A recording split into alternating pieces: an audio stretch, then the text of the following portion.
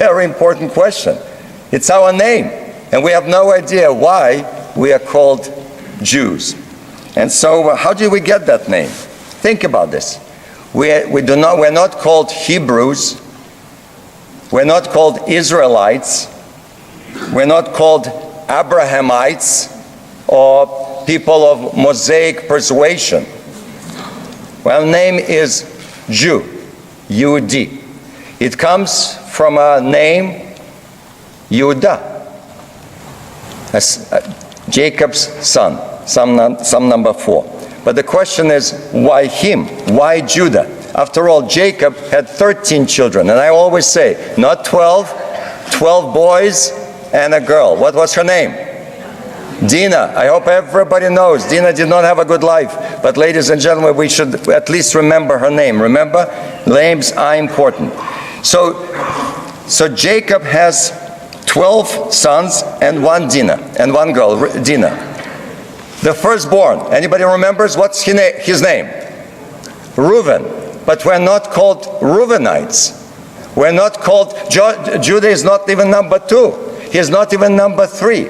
He's number 4. Why?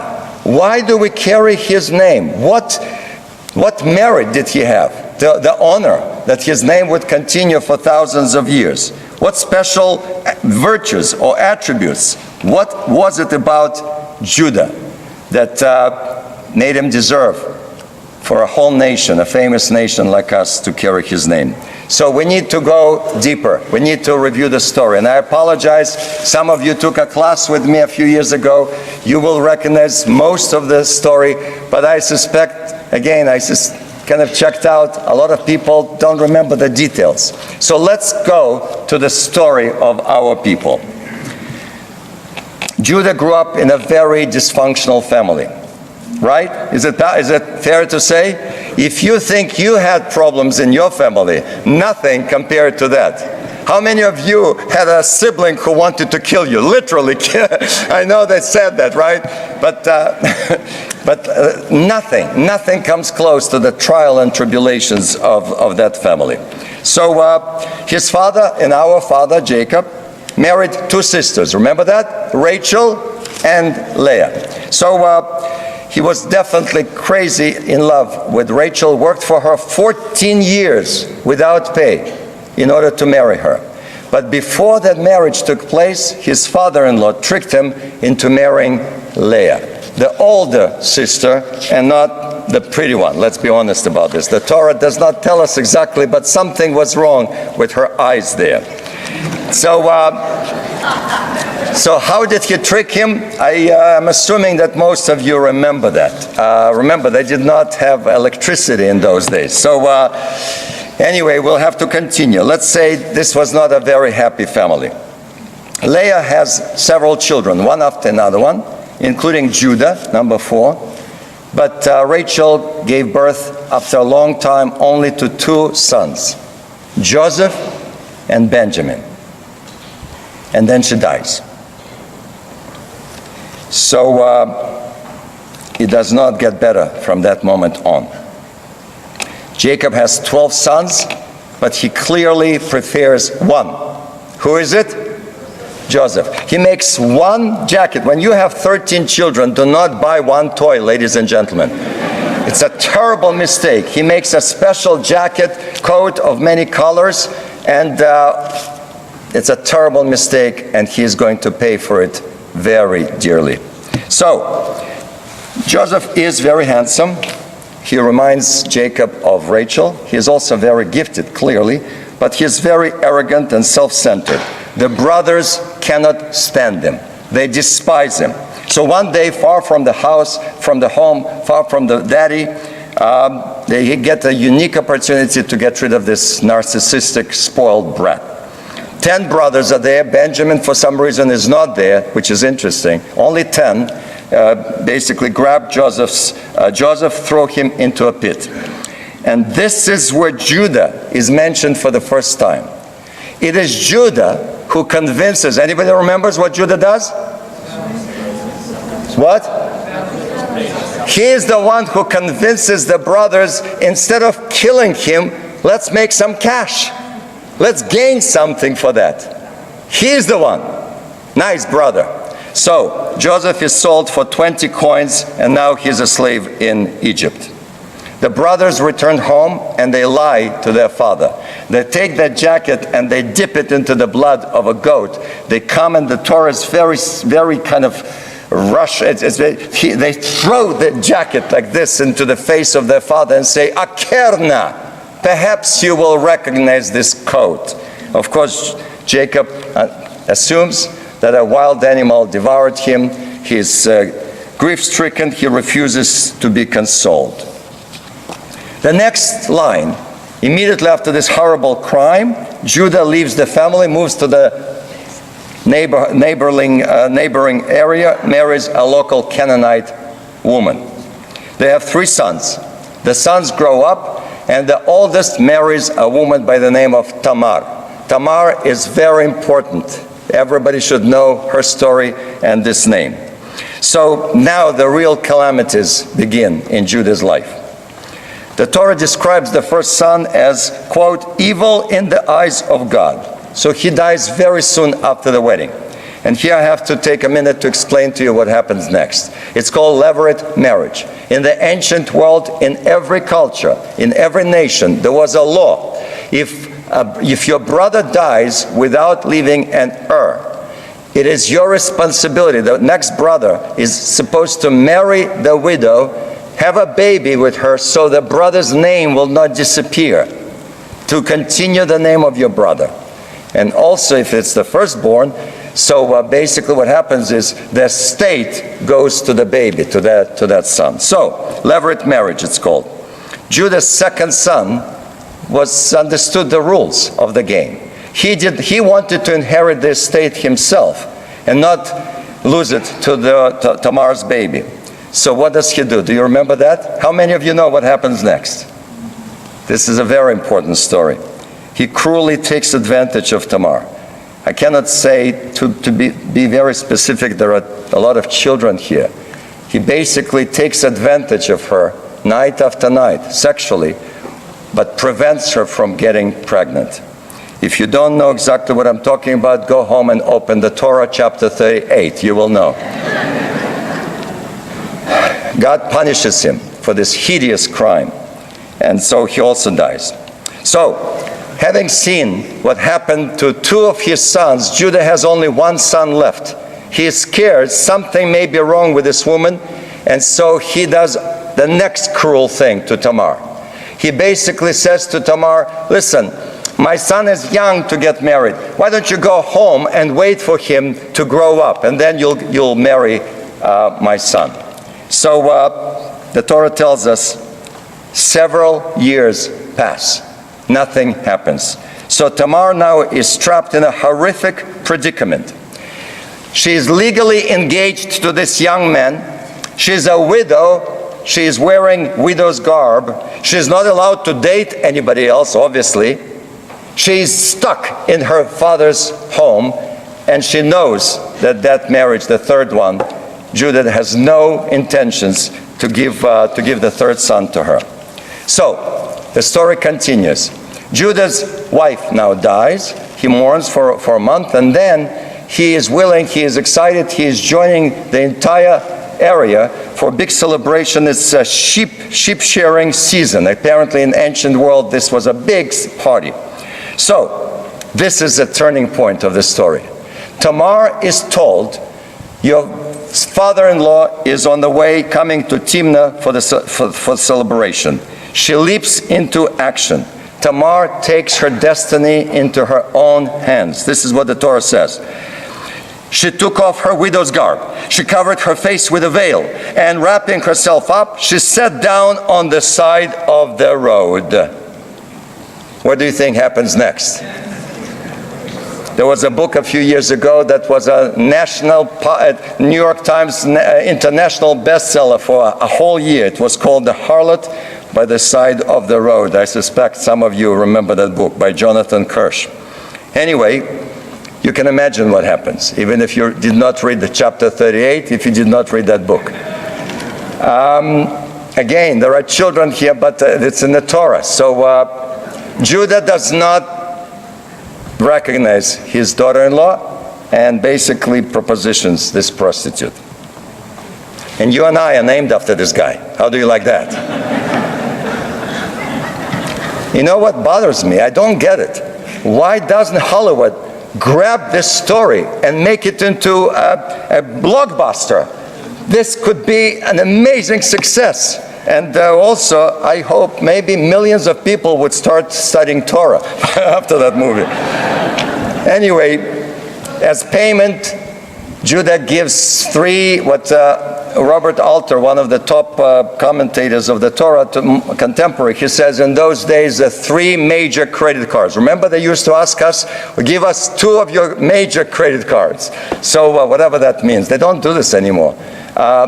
Today you need your fingerprints. Anyway, so he gives 3 of the most identifiable things for a rich man. It's his seal. A rich man would walk around with a seal, his cord, and his staff. So, he pays for this. It's done. What happens next? What do you think happens next? You can guess, right? Hollywood would not come up with a better story than that. Tamar conceives, and she is pregnant. 3 months later, something horrible happens. The next few lines in the Torah are just painful to read them. I will read to you. This is what the Torah says. 3 months later, Judah is told, your daughter-in-law is with child by harlotry. What's his reaction? Bring her out and let her be burned. It's 6 words in English. In Hebrew, it's so painful. It's 2 words. It's like, bring her out and boom, she should be burned. Listen to what the Torah says next. As she was being brought out, you can imagine how the entire town is there, the entire community. She is being brought out. She sent this message to her father-in-law. I am with child by the man to whom these things belong. And then she adds 2 words. Hakerna. Recognize, please. Remember what the brothers said to their father when they threw the jacket, the bloody jacket, into his face? Hakerna. This is what she does. It's brilliant. The Torah uses these techniques, these literary tricks, to remind you where you heard that word before. And obviously it works. So Judah is not an idiot. He understands what's going on. So, the commentators make a big deal out of this scene. Do you understand what she's doing? She could have stood up and screamed, ladies and gentlemen, this is not true. My father-in-law is the father of my baby. She does not do this. This is amazing. She is sacrificing her life. She's taking the risk of her life because she does not want to humiliate her father-in-law. She is allowing him to make the decision what to do. Can you imagine? This is an incredible woman. That's one of the reasons Tamar is one of the most popular names in Israel for a woman. And this is amazing. She could have revealed publicly, and that would have been the end. But she doesn't. And this is one of the most pivotal moments in Jewish history. In fact, not Jewish history. The future of humanity depends on this moment. The reaction of Judah is going to affect the future, our future. You'll see in a minute. This moment is crucial. So, what is he supposed to do? He has just discovered that he had sex with his daughter-in-law, and he's going to be a father and a grandpa at the same time. Interesting situation. I can imagine at this moment his entire life is flying before his eyes. Like he sees that movie, right? He remembers what he did to his brother Joseph. He probably regrets at this point that he participated in that abominable crime, did not save Joseph. Judah feels remorse. He knows that his father, probably until today, is grieving and would never come back to normal.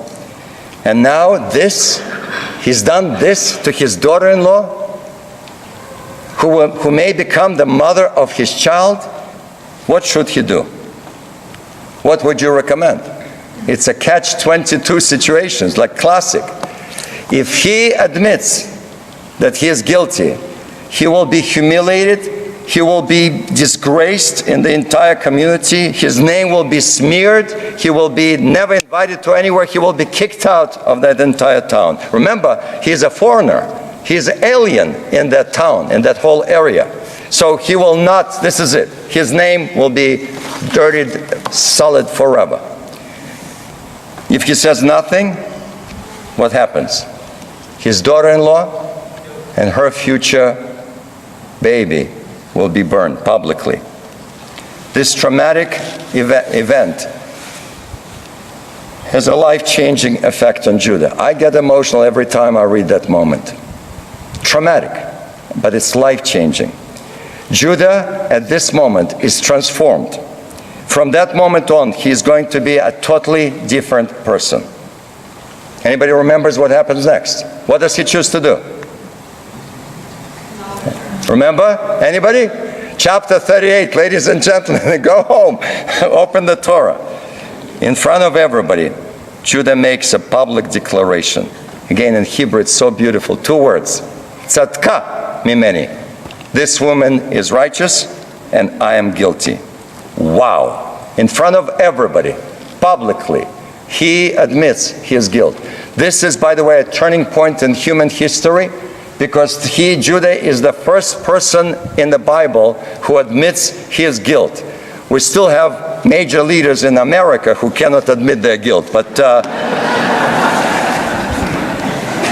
Tamar forces Judah to confront his crimes, his sins, his transgressions, and she inspires him to repent, to change, and to do tshuva, to return. But this is not the end of the story. Several years later, Judah commits an incredible act, and I hope that one you do remember. Remember that slave, Joseph, sold for 20 coins? He's now prime minister of Egypt. While the entire world is going through a devastating famine, thanks to Joseph's managerial skills, Egypt saved enough grain not only to feed the entire country, but actually they have enough to sell to other nations. So everybody, all the nations show up in Joseph's palace and they try to buy some food. One day, Joseph is stunned. He sees his brothers right there. So interestingly, of course, he recognizes them, but they don't recognize him. You can imagine why. The last time they saw that teenager was 22 years earlier, obnoxious kid at the bottom of the pit. Now they're facing an extremely powerful man, probably the most powerful man in the world, who lives in a magnificent palace and speaks Egyptian. Many memories and emotions come back to Joseph. I'm sure there are many questions that he would have liked to ask his brothers at this point. But first, he has to find out whether his brothers still have hatred in their hearts or whether they have changed during all those years, 22 years later. So, Joseph looks at them, and he, of course, is very moved to see Benjamin, his baby brother. Benjamin is the only one who is full brother. All the others are half brothers. Remember, Rachel had only him and Benjamin. So he's very emotional at this point. And so, and he has been told that the father prefers Benjamin to all the others. The father loves Benjamin more than he loves all the other children. Of course, you're not surprised, right? So, he needs to test the degree of his brother's jealousy, or perhaps even hatred, towards Benjamin, another favorite of Jacob's. So what does he do? Do you remember this scene? I hope everybody knows this one, right? What does he do?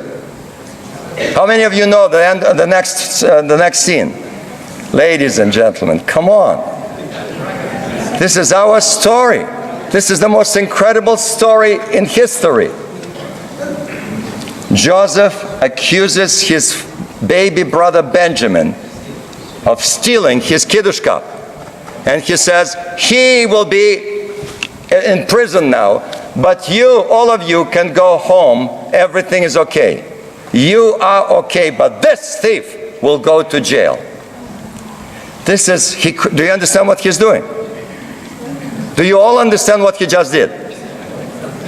He creates a perfect situation for them to get rid of another brat, another spoiled kid. Remember, their father does not love them. He loves only Benjamin. And he's setting up an amazing situation. They now can get rid of Benjamin, and then they go home and they say, listen, it's not our fault. Prime Minister of Egypt did it, and they would be right. This time, they don't have to lie. Do you understand? And here, an amazing moment. It's another climactic moment in history. Judah steps up. Vaigash Yehuda steps up and offers himself instead of Benjamin. Judah is willing to sacrifice his life to protect his brother and not to hurt his father again. He says, please, sir, let me remain as a slave to my Lord instead of the boy, but let the boy go back with his brothers. Judah, it's a heroic act. At this point, Joseph cannot control his emotions anymore. He sends everybody out, out. All the Egyptians leave, and he's all overwhelmed, and he breaks down, and he's sobbing, and he turns around, and he reveals himself to his brothers. I am your brother Joseph. Is Daddy okay? Wow, what a scene. Is Daddy okay? So, the saga, this incredible saga of our people, has a happy end. Joseph forgives his brothers. This is Yom Kippur, right? Joseph forgives his brothers, reconciles with them. He eventually reunites with his father after all these years, brings the entire family to Egypt, and takes care of them for the rest of his life. This is it. This is the story. This is the story of all people. This is our story. The story that began with attempted murder ends with, and they lived happily ever after. How? How did this happen? It happened thanks to Judah. Now we can better understand why you and I carry that name. We can better understand why we're named after this guy. He is not a perfect human being. He is clearly a flawed human being. He is definitely not a saint. But Judah inspires us precisely because he's so normal. He is so real.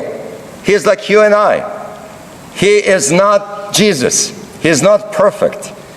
And therefore, I think Judah is a perfect role model for tshuva and a perfect name for our people. Because through honest self-examination and moral courage, Judah undergoes real transformation. He turns his life upside down. He becomes more sensitive. He is wiser because of what he experienced. He lost 2 sons, remember? He's now a father. He knows how Jacob feels losing his son and so on. So we began tonight with a very important formula, and I specifically said to you, listen to the formula. We said a formula that tonight, on this holiest day of the entire year, we are permitted to pray with avaryanim, with transgressors, with sinners. Who are those avaryanim? Who are those sinners? It's you and me. You and me. We are the sinners. We're not perfect human beings. None of us is a saint. We're all flawed. We're less than perfect people, named after less than perfect person in a world far from being perfect. Most of us will never have to go through all those trials and horrible things that Judah faced. Most of us will never need to go through that radical transformation that he had to go through. But if Judah could do this kind of stuff, this kind of tshuva, wow, what a message to you and me. If he could do it, if he could turn his life upside down and become a hero from a disgusting, selfish human brother who was willing to do this, if he could do it, you and I could do this. Learning from Judah, after whom we are named, especially today, on this holy day, we must ask ourselves, what will it take for us to confront our own faults and shortcomings, to do tshuva and to change? And the next question is even more interesting and more important. Who in your life is a Tamar? Who is going to force you and help you and inspire you to go through fundamental changes? How can we get over the hurts and the pain in our lives so we can grow and live in the same manner as Judah? These are real questions we must be asking today. This is our job for the next 24 hours or so. One final word. Do you remember what happened to Tamar's pregnancy? Anybody remembers? How many of you know? Who gets born? 3 hands, come on. Ladies and gentlemen, you better come to adult education now, from now on. This is really serious stuff. Tamar gives birth to twin boys. These boys are also, of course, Judah's children. One of these boys, Peretz, becomes the ancestor of King David, from whom, according to the Bible, the Mashiach, the Messiah himself, will arise. From a very imperfect Judah, we go to the one who will redeem the entire world. From Judah to Mashiach. Wow, what a journey. There are many reasons why I'm proud to be a Jew. The privilege of carrying the name of Judah is just one of those reasons. L'shana tova tikatevu tichatemu.